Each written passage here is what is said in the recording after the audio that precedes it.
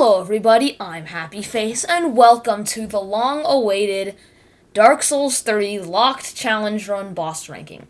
Read the comments, you wanted the entertainment-based one, so here it comes. But first, I want to get into a couple things. First, this is just my opinion. If you have a different opinion on what bosses you like, great. If you have a different opinion and you want to share it with me, let me know in the comments. Now, second thing. This is based on this playthrough. Some bosses, like Dancer, I really like, but in this playthrough, she didn't really do anything. She kind of just sat idly most of the fight and barely even attacked. And other bosses that I haven't loved as much were more fun in this playthrough for reasons either based on the playthrough or just based on the AI and luck that I had. And the last and final thing, before we're done, is the criteria. Our first criteria is the arena. Now, this is the least important criteria in my opinion, but if a boss has a terrible arena, it's probably not going to do very well. Second is the balance. If it's not a fair fight, then it kind of sucks and I don't want to do it. So, fairness is a big thing in this. Not the biggest, bigger, even more important than that, is design. Now, when I say design, I don't mean like how cool the boss looks or stuff like that. I mean how well the fight plays. If it is it's good to play, it's like a good flow of hit, roll, it's a smooth fight. That's what design means, not necessarily how the boss looks. And finally, entertainment. It's the most important thing when you play a video game is to have fun, so it's the most important thing on a boss. Next, let's get into some honorable mentions. Our first honorable mention, we have, of course, the Wing Knight. I know a lot of the attempts on this were corrupted, and it saddens me because I spent a long time fighting this thing, and I felt like that didn't really get across in the video. Second, we have probably the first biggest roadblock in the run, and that is, of course, the Evangelist. More specifically, I'm talking about the one in the Courtyard of Undead Settlement.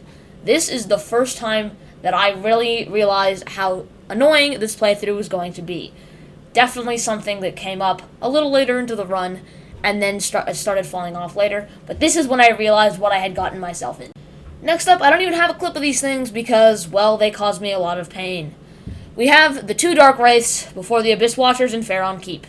So I just have the run up here because, well, this is what invented the stare at the wall strategy, because oh my goodness, these things caused me so much pain.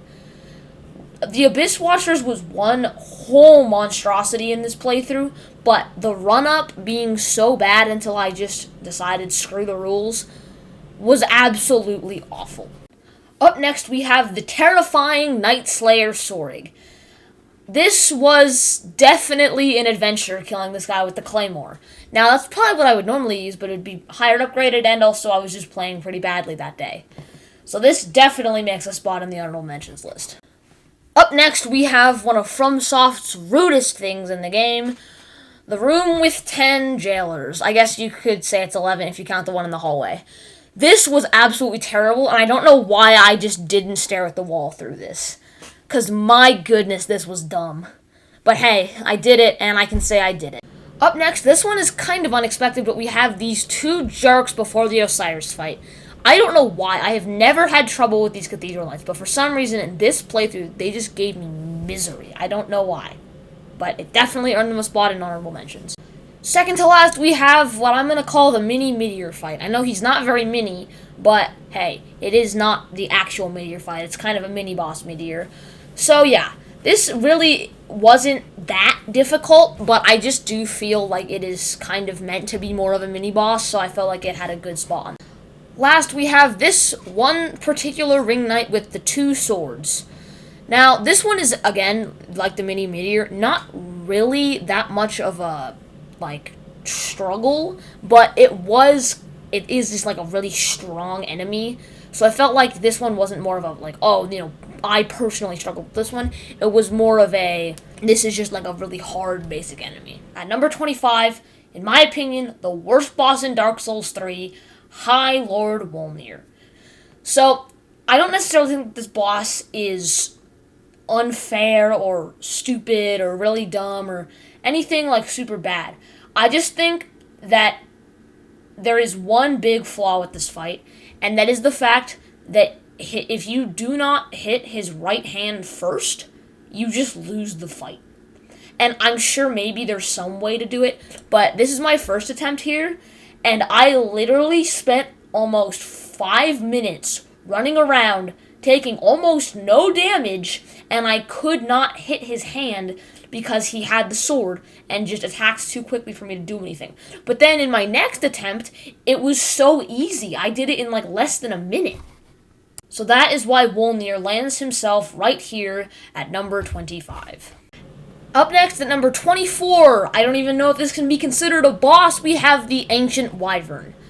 This is really weird to rank because it's really just a couple of basic enemies in a room and then you jump off a cliff. So I was just like, it barely even counts. I mean, it beat out the garbage that is Wolnir, but it's like barely even a boss fight, which I feel like is honestly more of an insult to Wolnir than anything else, showing that this, what I barely even consider to be a boss, edged out Wolnir. And actually, wasn't as horrible as some other things. Up next at number 23, we have the Deacons of the Deep. I'm guessing this was probably pretty expected, considering the fact that it's just a hack and slash. But hey, at least I do get some fun out of this fight. I mean, yeah, sure, one-shotting the Ancient Wyvern is kind of cool, but this is fun because you just get to slash through a bunch of Deacons. And, bosses like this are dumb, but it is a nice break from things, Abyss Watchers, and other things that gave me a lot of trouble.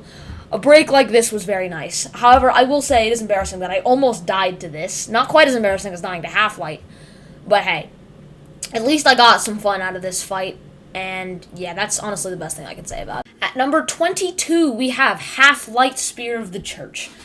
Now, this is not because I died to Half-Light once, it is just legitimately because this is kind of a dumb fight. I've always really not enjoyed those, like, NPC fights in the Souls games, and that's pretty much what this is. If you're playing online, it's a real person, and that can be more fun, but sometimes you get a PvP god, and it's just, like, impossible, and then other times you get someone who just sits there and lets you kill them. So I just can never really find this fight to be too much fun. Also, the Painting Guardian, being able to heal him is super annoying. I feel like they should have just given Half-Light a slightly larger health bar than spawning in a second enemy solely for the reason just to heal him. These are the reasons that land Half-Light at number 22. At number 21, we have the Curse-Rotted Greatwood. Other than this boss being absolutely disgusting, it's okay. I wouldn't say we're getting into the good bosses yet, but, like, I don't hate it. I would rather fight this than everything else we've seen up to this point. I will say it is very satisfying when you bust one of his mucus, curse, or whatever those things are. They look like, well, you know what they look like, I'm not going to say it. But whenever you bust one of his, like, curse sacks, it just really is satisfying to watch his health bar just get deleted. I do like his attacks. I think some of them are pretty good. I don't like the stupid one where he puts, like, stuff all over the ground around him and you, like, can't walk near him or else he'll take damage. That one's kind of dumb, but otherwise, I would say that this boss is pretty middle of the road. Up next, at number 20, we have the Crystal Sage. Now, if I was going based off looks, this would probably be pretty high, but looks is not even a criteria.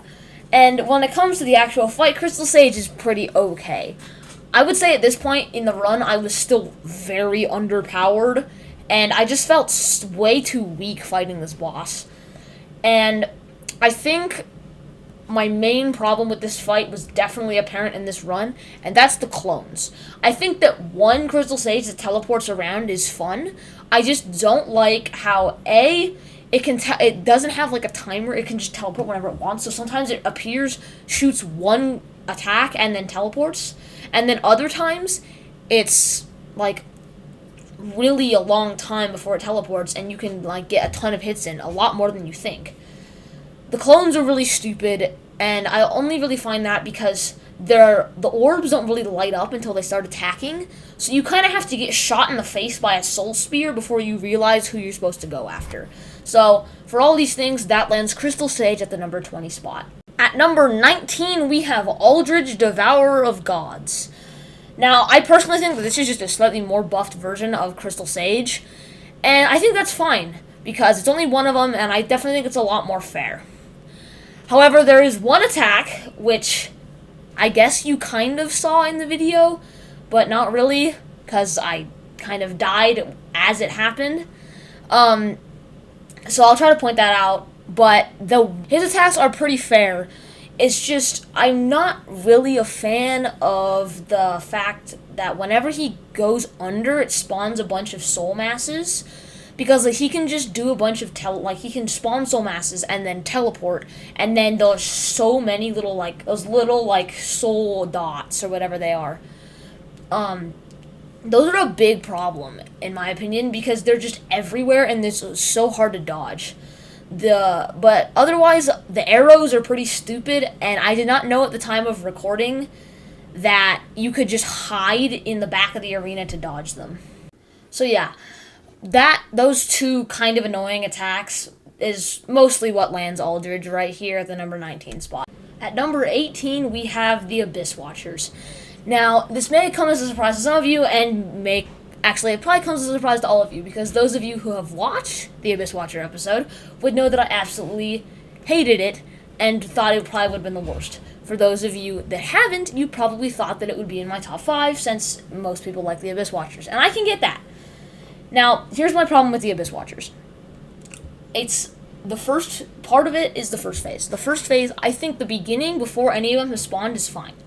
I think the 20 seconds before the third one spawns is just dumb. You're basically just running around for 20 seconds doing nothing, and then the third one spawns, and then usually he dies pretty fast, and then it's just back to running around doing nothing again. And then I have my problems with the second phase. Now, it's much more fair because it's a one-on-one. However, my problem with it is the stupid, extra fire on the end of his sword.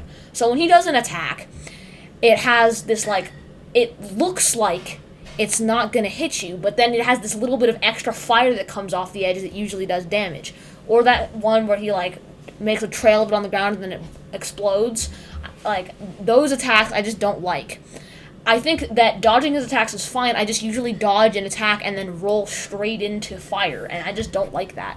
That is why Abyss Watchers lands themselves at the number 18 spot. At number 17, we have the Old Demon King. Now, this fight is really weird, because in most playthroughs, I go to Smoldering Lake right after Catacombs like I did, and then I get absolutely demolished by the Old Demon King in 2 seconds, and I'm like, okay, I can't do this, I'm not ready. And then I forget about it until, right before dance, and I'm like, oh, I never did Old Demon King. So then I go do Old Demon King, and I kill him in, 2 seconds, and it's not even hard. So in this playthrough, I decided I was gonna do it right here, right now, in Smoldering Lake. So I did, and surprisingly, it worked out, and I did it first try. I was not expecting that to happen, but hey, I'll take it. I think Old Demon King is slow, except in some of his attacks. Some of them are they don't have any tells, and then others have such a long tell that it's it barely even matters, because you could just walk away from it. You don't have to roll because it's just such a long tell. And there's that one where there's that ring of fire, which I always find to be very annoying. This one on screen right here. It just always hits me every single time, and I don't love it. But hey, at least I can say that Old Demon King is not as bad as I thought he was. At number 16, we have Lorien and Lothric, the Twin Princes. Now, this fight I don't think is bad. There's only one thing in this fight, actually maybe 2 things in this fight, that really bother me and keep it from being top 5 or top 10. The first thing is in the second phase. It's a very small thing, that the stupid homing things in the second phase that Lothric spawns. I don't think they're objectively bad. I just think it's kind of annoying that it's almost impossible to do any damage unless you're hiding behind a pillar, because those things will just lock onto you and kill you. And I mean, you can see in this clip right here just how ridiculous they are. Just look at that. I can't do anything, and I end up getting hit by Lorien just because I have to dodge those. My other big problem with this fight is the teleporting. I think they need to tone it down a lot. Lorien is just constantly teleporting over and over again, And it's just like, you can barely read anything that he's doing because he swings, he teleports, then he's behind you, and he swings again, and it just seems very annoying. So I think some of his attacks are really cool, and they're really fun to dodge. Like, honestly, most of his basic swings are not too bad. It's just when he does a teleport and then one immediately, or like teleports on top of your head and slams you, that are really bad. So I think for these reasons, Lorien fits pretty nicely at number 16. Up next at number 15, we have Champions Gravetender and Great Wolf. Now, this only got here because of the Great Wolf. I think the Champion's Gravetender is really dumb, and I think it's honestly worse than Half-Light. However, I actually was really struggling where to put this because I thought the Great Wolf was like almost better than Vort. But I thought that the Gravetender was like worse than Half-Light. So I put it right here at slightly below the halfway point of the ranking.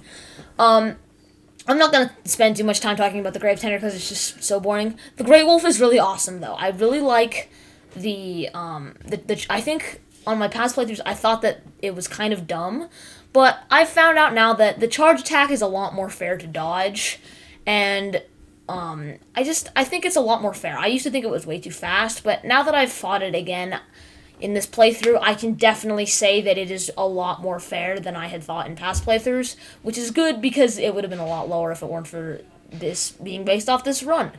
So, because of that, I would say that Champion's Gravetender definitely belongs here. A little less than the halfway point, but I think now we are starting to get into some definitely better bosses. At number 14, we have Osiris the Consumed King.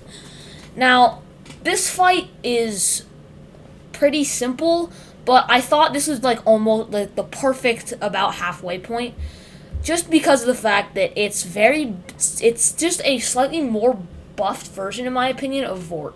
I think it's like slightly different in some ways, but the second phase especially is very similar to Vort. The first phase is mostly just him trying to hit you with his staff, which is not that threatening, but the second phase is where the fight really picks up. He dashes around the arena, he uses some like curse attacks, which usually don't come off that much. He can do a spin, some pretty cool stuff. I think the dialogue throughout this fight is pretty cool for like lore purposes. I don't really care too much about the lore of these games, but I can definitely see like if you thought like you really liked the lore, then Osiris could be one of your favorites. But I genuinely think that this is a very solid halfway point boss. It's not good, but it's not bad. I have like I have just like nothing good and nothing bad to say about it. It's just like a very mediocre fight. So I feel like those things land Osiris right here at number 14. At number 13, we have the man himself, the first boss, Iudex Gundyr. Now, I think this is the perfect introduction boss. It was my introduction to the Souls series, my first ever Souls boss, and man, if it was a slap in the face for a first-time player. I was like, I mean, how hard can this game possibly be? And then 15 attempts into Gundyr, I'm like, alright, this makes sense. The second phase, dude, was crazy to me when I first played this. Now, I know that this is not based off of that, but even still in this run, like, it was still pretty good. Like, the beginning, the first phase is very solid, like, you know, it kind of shows you what, like, the knights are gonna be like. And then the second phase is, like, more of a beast, and I've always liked it, and I still do. I thought it was very fun in this playthrough. I did kind of use some firebombs in the second phase, but, you know, the second phase, in my opinion, has always been worse. I think some people think it's better, and some people think it's worse. I know that's kind of a thing. But all of these awesome things, and, you know, I know it was based on this playthrough, but I do have a bit of nostalgia for this fight, considering it was my first. So, with all those things, lands Gundyr perfectly right here at number 13. At number 12, we have Yhorm the Giant. So, this fight is very interesting, because it's definitely a gimmick fight. It's supposed to be kind of fan servicey. Oh, the Storm Ruler, you know, whatever. And I think they nailed it. Not quite as good as the Elden Ring one, where I had to use a similar weapon. But, hey, I do really think this is a good fight. Having Zeegward 4, I know I said I wasn't going to use summons because it makes it really easy, but in my opinion it actually makes this fight harder because Yhorm has a lot more health in this. And, I mean, as you can see on screen, I'm pretty bad at using the weapon because I had to remember how to use it. So, frankly, Zeegward really didn't do much except give me a second to remember how to use the weapon and make the fight actually semi-more difficult. So, Yhorm's attacks are Pretty simple. He just does like some slams and smashes and stuff. But I think it's a really fun fight that gets overshadowed by other bosses in this game because of how easy it is. So, these things land Yorm at number 12. Up next, at number 11, we have Vort of the Boreal Valley. Now, I know what you're thinking, what, this boss is so easy. And, yeah, it is. But so was Yorm, and they're both, in my opinion, really good fights. Now, this one slightly edged out Yorm because of the reason that I feel like his attacks are slightly better than Yorm's, and also it's more of a normal fight. This was a pretty scuffed day of recording when I fought this, and while I was fighting it, I was like, man, this is like the most fun thing I've done today. Other troubleshooting and failing and killing the Winged Knight was not very fun. But then I got to Vort and I was like, yeah, this is really awesome. So honestly, Vort may be lower, but I just think he's a really solid fight with some really good attacks and is a good first non-tutorial boss. So all these things, in my opinion, land Vort at number 11. At number 10, we have Pontiff Sulyvahn. Now, I believe this was the boss that I took the most attempts on, but I'm not totally sure on that. Pontiff was really fun. Despite, in my opinion, the second phase being kind of dumb, I really do like this fight. The first phase is very fun, and I think, yeah, it's a bit fast, but I think that's okay for a boss like this. Now, my problem with the second phase is the clone. I often hit the clone, or I often don't hit the clone, and when I'm wanting to, and then I end up not hitting the clone when I want to, and then hit the clone when I don't want to. Because, yes, the clone can be a help because Pontiff follows his clone. However, that can also be a problem because then you have to deal with the same annoying attack twice in a row. And then it also seems, in my opinion, to be a lot harder to get damage in because you roll out of the way of the clone, and then you roll out of the way of Pontiff, and then by the time you could hit Pontiff, the clone's already there. But his attacks, I feel like, have a very good rhythm to them. I think the clone really screws that up, but otherwise, I would say it's very good. And now, I know I tried to parry him, and I think I ended up doing it once in the video. This was still really fun, and definitely earns itself a spot at number 10. At number 9, this is when the bosses are starting to really get good, we have Champion Gundyr. Now, I don't think in the video it sounded like I was that excited for this boss, but it was still very fun. I do think the Gundyr is a bit fast, and I think that would be really annoying if I didn't have as much health. But, as you can see by my health bar, I got a lot of health this playthrough, for reasons like this. So, I honestly have always found Champion Gundyr to be one of my favorites. His attacks feel very smooth to me. Some of them, like I've said, are a bit too fast, but otherwise I would say he's probably a pretty perfect boss. A lot of people complain about his charge and it being, too ridiculous, but frankly, I think the easiest way to dodge it is just stand still and then roll to the side, or maybe, get hit before he does the, spin. I think, honestly, this is where the bosses don't just become, good, but they become, I would gladly fight any of these any day. So, all these awesome things land Champion Gundyr in the top 10. At number 8, we have the Soul of Cinder. This really shocked me when I was thinking about it, but other than one particular part of this fight, which I'll get into in a second, I found this to be very fun. I used to always think Soul of Cinder was a good boss, but I never thought he was a great boss. Now, I'll get into the one thing that I really don't like. His, spear phase, or I don't know if it's a spear or a longsword or whatever it is, but I found that part to be so annoying and unfair. It wasn't, whatever this weapon is, so dumb. I took most of my damage in that phase. I just could not figure out how to dodge any of his attacks, and they just seemed so stupid. But otherwise, I found even the, magic phase, which I always thought to be super annoying, I didn't even find it that bad this time. Then the second phase, I explained it a little bit in the video, but kind of paying homage to Gwyn from Dark Souls 1, whole big fan servicey game here. But I found that to be interesting, but the theme just didn't kick in as hard as I remembered. I remember, it just, completely switching to Gwyn's theme. But it's kind of you can hear it in the background. But the second phase is definitely really fun. I don't really like the like slower aspect of Dark Souls 1. It's a lot more like thinking. I just prefer the quickness of this and like Bloodborne and those games. So I found like fighting basically Gwyn in this game to be a lot more fun than in Dark Souls 1 just because I like the speed so much better. So all of these things landed Soul of Cinder much higher than I expected in the top 10. At number 7, we of course have Dancer. Now, this playthrough, Dancer probably would have been higher, but in this specific playthrough, my Dancer AI was literally the worst I've ever seen, and she swung at me maybe like 20 times. It was the most unresponsive Dancer ever, which is why I put her here. But I do know that Dancer is very fun, and I know I've said I'm going off just this playthrough, but for this one I kind of had to go off past playthroughs since I didn't really get an actual Dancer fight. I just got a slow dance, I guess. I don't know.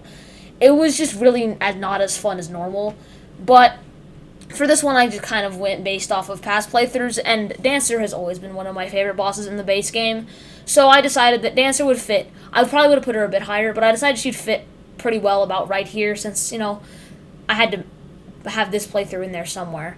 So, Dancer is really fun, and I like most of her attacks, especially in Phase 2. There's a lot of combos that I think are really fun, and they're pretty fair. They're pretty telegraphed.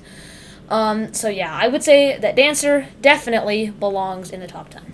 At number 6, we have the Dragon Slayer armor.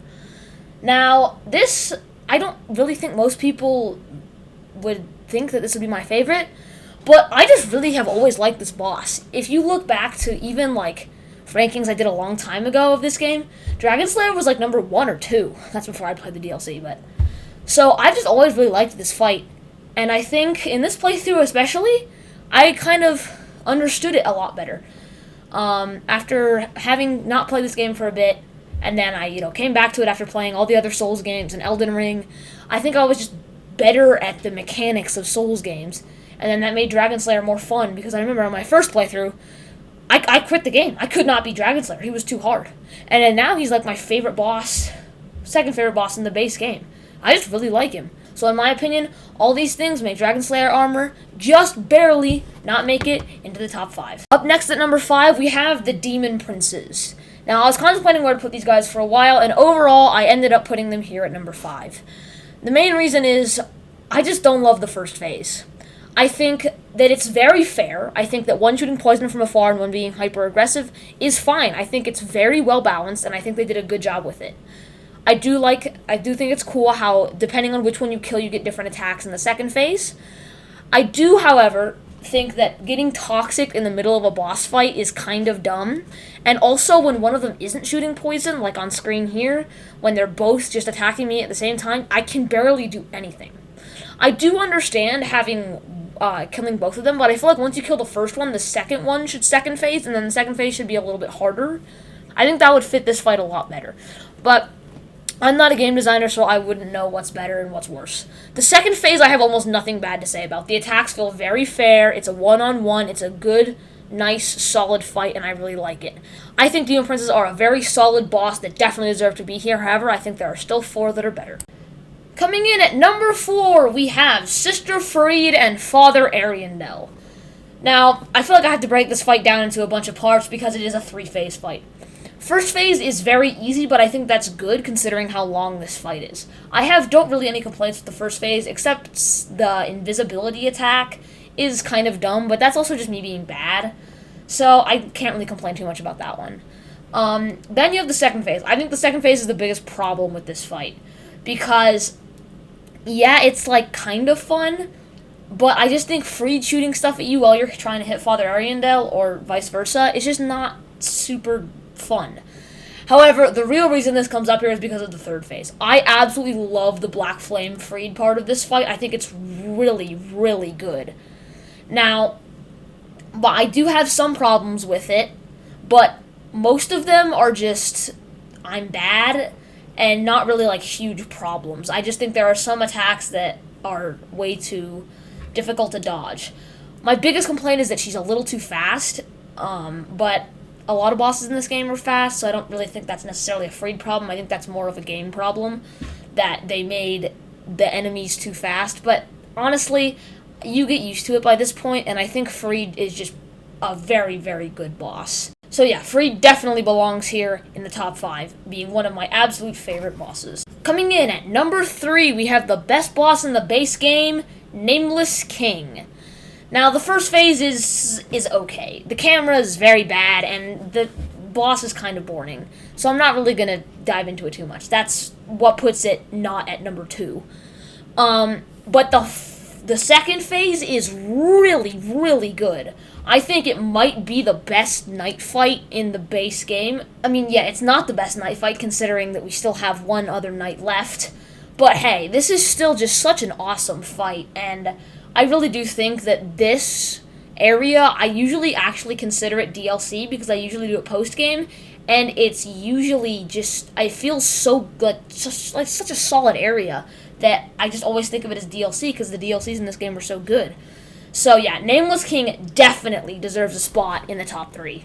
At number 2, we have Slave Knight Gale. Most people consider this to be the best boss in the game, and it's even the best boss in the series, and I can totally understand where they're coming from. Gale is an awesome boss fight. I really like that he only has 1 health bar, so you know what you're getting yourself into. You're doing no damage, and he's just very strong, and he doesn't do a ton of damage to you, but he hits you a lot. So he's one of those bosses that's it's more of an endurance fight. He's gonna wear you down slowly, but you're gonna wear him down even slower, so you've got to play very well. Now, I think the first phase is just a very solid, basic night fight, just sword v sword, nothing too crazy. And then the second phase is awesome because he adds the, cape to it, and then I just find that really cool. And then, and the crossbow as well. And then third phase, when he starts using a lot more, magic attacks and the lightning stuff. I just always have found this to be one of the best bosses in the whole game. Not the best, we'll get there in a second, but this is just really, really awesome, and I can't, I totally get the people who think that this is the best fight in the game. It is by far the best humanoid boss, but there is still another. At number 1, I'm sure you all expected this. It's by far my favorite boss in Dark Souls 3, and probably one of, if not my favorite bosses in the whole Souls series, Dark Eater Midir. I just love this fight so much. I think his attacks are perfectly telegraphed. I think that I love that, you have the option to hit his arms, but it doesn't do very much damage, so you are kind of expected to be in front of him, even though it is a lot more dangerous. I just really like that. I will get my one complaint out of the way first, and that's his rampaging charge attack. I do find that attack to be very, very annoying, and I'm not a fan of it. Other than that one attack, I think that this is a completely perfect fight. I forgot it had a second phase until a year ago when I played this again, and I thought, I hate that second phase. I like the first phase, but I hate some of his new attacks in there. And then I went through it in this, and he did that humanity attack, and I didn't even find it that bad. I have almost nothing, except that one rampaging attack is a little garbage. Everything else about this fight, in my opinion, is perfect. It is so good. It is, I think, the best dragon fight in the whole series. I don't think they can ever do better than this. This is just so good. So yeah, with that, thank you everybody so much for watching. I hope this video made your day a little bit better. If it did, feel free to like and subscribe. It helps me out a lot, and I'll see you guys next time.